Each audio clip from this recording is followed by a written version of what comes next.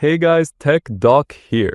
Sometimes we want to remove a background or erase an unwanted object from a picture, but don't know how or where. Let me show you how to do it for free without downloading any software. You open your image and click Edit. In the middle, you'll see a background remover icon. Click it. You can make the background transparent, blur it, or even change it to any color you like.